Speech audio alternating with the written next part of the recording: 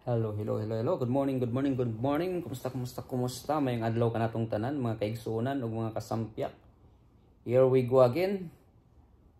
Buhay Amerika, Duterte supporter, Duterte loyalist. Kaingon nga, kung adunay nahidog mo tungod sa tumang kaluyaw kakapoy, ang imong mga pulong mo'y magadasig kanya sa pagtindog.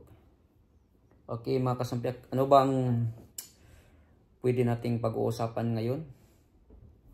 Pero bago pang lahat, kumusta na kayo dyan sa Pilipinas? At kung saan man kayo sa mundo, sana mabuti ang inyong kalagayan at safe kayo at ang inyong pamilya. Lalong-lalo na yung mga OFWs, katulad ko na dito naninirahan sa New York, nagtatrabaho, nagsipag para sa pamilya. Lalo na sa mga minamahal natin na nandyan sa Pilipinas. Kasi ang lahat ng mga pagsusumikap natin, mga pagsisikap dahil sa pagmamahal natin sa kanila at sa ating inang bayan. Kasi kung wala tayong pagmamahal sa ating bayan, sa ating pamilya, hindi na tayo mag-abroad pa. Nakakapagod lang. Kulang ka pa sa tulog. Lalo na pag dito sa US, pag ang akala kasi ng karamihan, akala ng iba, nakapunta ka na ng Amerika, ang ganda-ganda ng buhay. Hindi lang nila alam na sobrang hirap dito. Pag wala kang 2 or 3 trabaho dito, wala kang may papadala. Mabubuhay ka lang paycheck to paycheck. So para makapag-extra ka, dapat kukuha ka ng second job. Yung iba pa nga, 3, 2 full-time at 1 part-time. Iba, 1 full-time at 1 part-time. Iba din, 2 full-time. So, mahirap. Mahirap magtrabaho ng 16 hours. Pero bawal na kasi, yung iba, bawal na kasi pag 3 shifts na yun. So kaya, hindi basta-basta. So, mga kasampyak, pag sa mga hindi pa sampyak naman kayo sa channel ko. Ito. Kaya nag-vlog ako kasi hindi naman ito talagang gusto akong mag-vlog ng yung political. Gamers kasi ako. Mahilig lang kasi akong manood ng yung mga vlogs, yung mga balita sa Pilipinas. Kahit nandito ako, na 9 years na ako. Kasi March of 2015 akong nakarating dito sa Pilipinas 5th of March 2015. So magna 9 years na 9 years. So, lagi akong updated, lagi akong nag-update kung ano ng balita sa atin. Kahit nandito ako. Mas hindi pa nga ako nanonood ng mga balita dito sa ibang bansa. Nakapokus ako sa atin. Kasi alam mo naman yung kung saan tayo pinanganak, saan tayo lumaki, yung puso natin, kahit nandito tayo sa ibang bansa, yung puso natin pa rin nandun sa atin. Kung kaya nung nanalo si Tatay Digong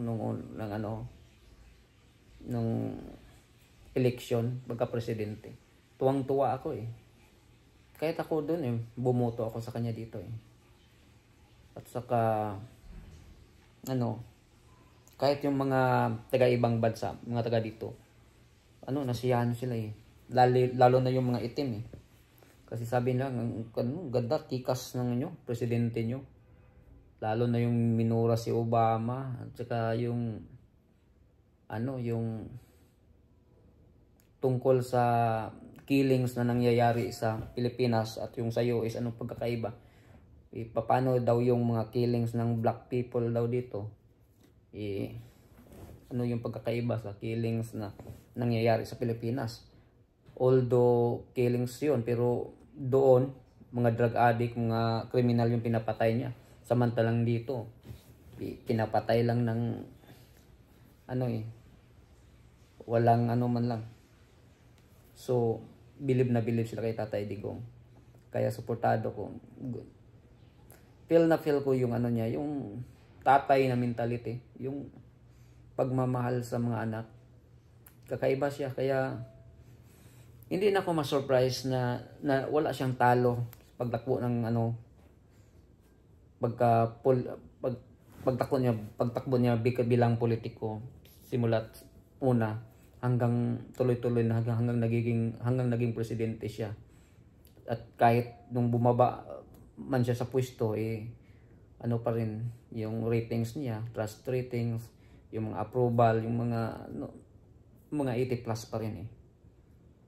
At kahit tatakbo yan, siguro kasi hindi na pwede siyang tatakbo maging presidente.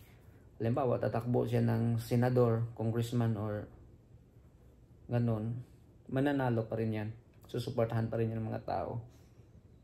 Kasi bihira ang tayo makikita ng taong ganyan.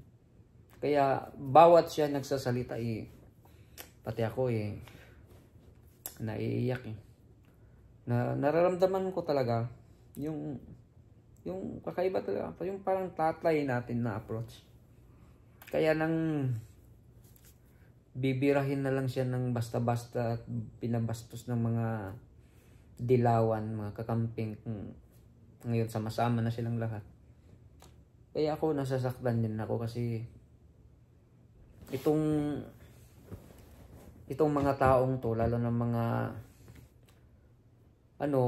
mga media at yung mga bayaran sa social media, lalo na yung mainstream media, maraming bayaran dyan. Hindi man yan sila nag-iisip kung ano ang mangyayari sa future. Yung sa kanila lang kung ano ang ngayon.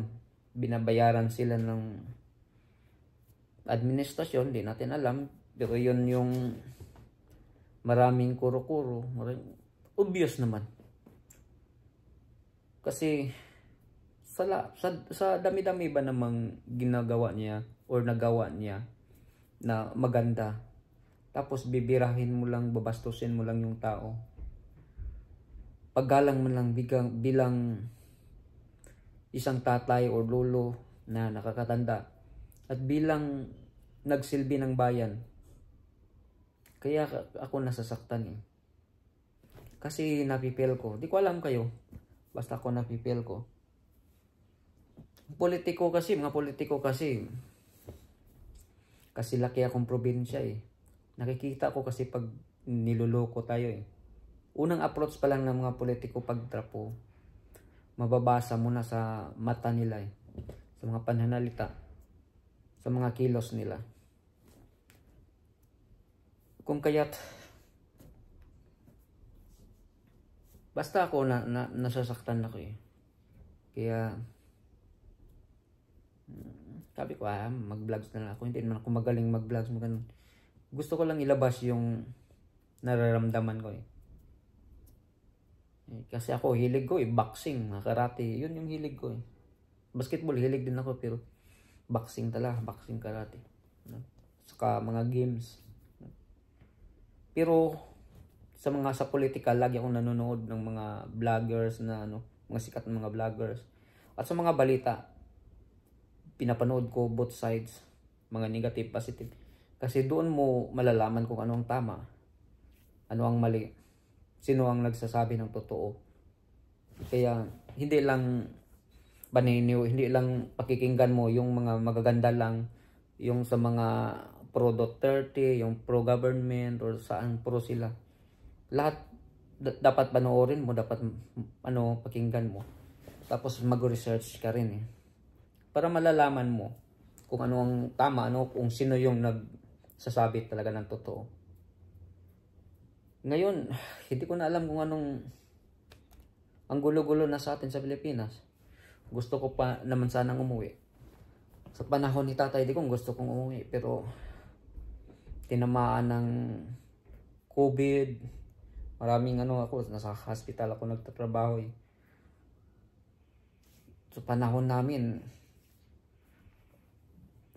halos 3 oras lang yung tulog. Double shift lagi kasi hirap sa hospital. At saka araw-araw makakita ka ng mga namamatay.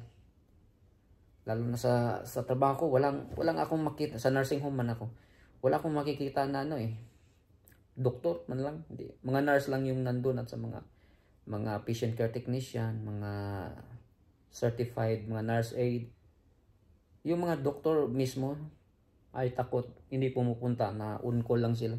Kung anong gagawin, yung enhance lang talaga, enhance yung mga ano lang talaga, mga CNA at sa mga nurses, mga RN, mga LPN, licensed practitioner nurse, ganun.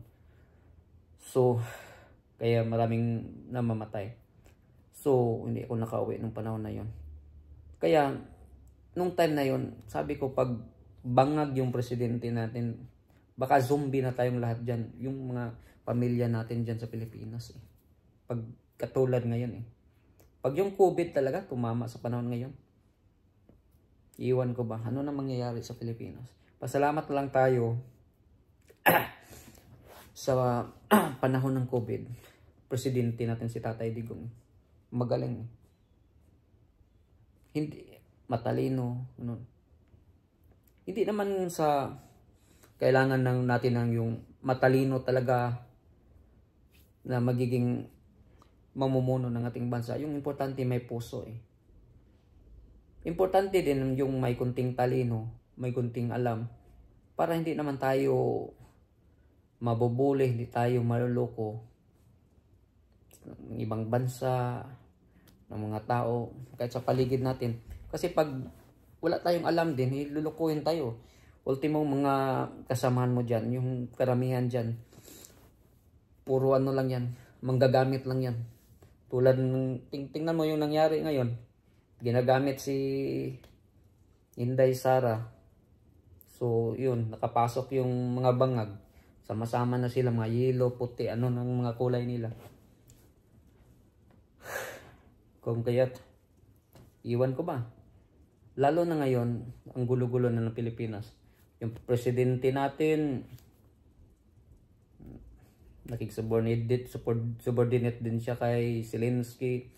Alam naman natin yung anong nangyari sa Ukraine Ang Ukraine, totally destroyed yung Ukraine Tapos iniwan ng US. Tapos ngayon, ano ba ang iniidolo ba yan ni Pangulong BBM? Si Zelensky. Ang tingin ba niya, magiging hero siya? Pag gagawin niya yan? Or, ano ba ang pakay ni Zelensky? Na nakipag-usap sa ating Pangulo. Gusto ba niya ng wala naman tayong military hardwares. Pulubi yung bansa natin. Baka gusto niya ng mga manpower. Yung mga mga carpenters, yung natin, medicals ba, mga nurses. Or baka gusto niya ng tulong, sundalo natin. Ay mas kawawa tayo. At dadami yung kalaban natin dyan. Magiging kalaban pa natin yung Russia na malapit sa atin sa panahon ni Tatay Digong. At saka, ba't isa pa, itong usapin sa China. So, bakit ba gusto talaga nila na i-push yung gira sa China na alam mo naman natin na walang magandang maidudulot yan Ang makabenepisyo lang dyan yung Amerika. Kasi sa tingin ko lang, gusto ng Amerika na magkagira at gigirahin ito ang China ng buong mundo para yung economy ng China bababa Kasi yung takot din yan sila na maghahari na yung China Hari naman talaga yung China. Kaya nga tinatawag na sleeping giant. Pagdating sa ekonomiya, ang China yung number 1 sa buong mundo. Pag sasabihin na ng China, hindi na tayo magpadala ng hindi na tayo mag-trade sa bansang yan. Maghihirap ang bansa Lahat ngayon manufactured China na Kahit mga US, kahit cellphone nga, ginagawa sa China. Kahit Apple, ganun. Sa China ginagawa. Pero yung design siguro niyan, pa rin. Sa US pa rin yung Pero mababa kasi ang labor Kaya ginagawa nila yan Katulad ng trabaho ko sa Pilipinas, yung sa Journal Company. Dati Baltimore and Philadelphia yun.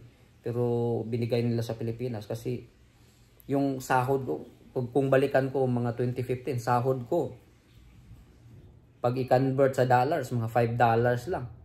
So, everyday yun. Samantalang, pag dito sa US ginagawa yung libro na yun, magbabayad sila ng 15 to 20 hours. 15 to 20 per hour. Samantalang, pag doon sa Pilipinas, minapatrabaho, $5 lang sa mga ultimo na trabahante na katulad ko. Whole day pa yan. 8 hours shift. So, kaya ganun eh. So, babalik tayo sa usaping China. Siguro gugustuhin ni Pangulong Bongbong Marcos. Di ko alam kung masisikmura niya yung gira. Baka gugustuhin nila magkagira. Kasi malapit na 2028 presidential election. Kasi alam naman nilang hindi na sila mananalo. At saka itong Chacha, malaki talagang chance na hindi ito mapurso. So, mas gugustuhin na lang nila magkagira para ma-retain nila yung presidency. So, sila na magdeklarar ng state of bang tawag dyan. So, no election. So, pag no election, sila pa rin yung presidente. Pero ang problema, may sikmura ba nila yun? Maraming buhay ang ma-sacrifice. So, di natin alam. Ang hirap. Ang hirap na. Dati excited akong uuwi sa Pinas ngayon. Mas gustuhin ko pa dito eh. Kahit ang sobrang hirap dito sa US kasi puro trabaho. At least dito, pag maka 10 years ka sa trabaho mo, meron ka ng lifetime na medical. So pag magkakasakit ka, halimbawa, kasi magkakasakit naman talaga tayo, tatanda tayo, hindi tayo mamamatay ng maaga. At least, kahit ilagay ka sa nursing home, meron ka ng pagkukunan. Sa atin, sa Pilipinas, trabaho natin, pag hindi ka politiko, hindi ka mangungurakot, wala ka talaga eh. Empleyado ka lang, hindi ka negosyante. Yung mismong ipon mong kakaunti, kukulangin pa yan, mag-negative pa yan. Tatakbo ka na naman sa para mangutang eh. Tatakbo ka sa credit union, tatakbo ka sa bangko. Kaya mamamatay ka na sa Pilipinas, mamamatay ka na lang, puro utang. Wala. Mamamatay ka, may utang ka pa. Kaya kahit yung mga artista sa atin, yung mga sikat dati na hindi nila napagplanuhan yung buhay nila, hindi nila alam na babagsak sila balang araw, hindi sila nakapag-ipon. Pumunta dito sa US, yung iba successful, yung iba naghihirap pa rin. Pero at least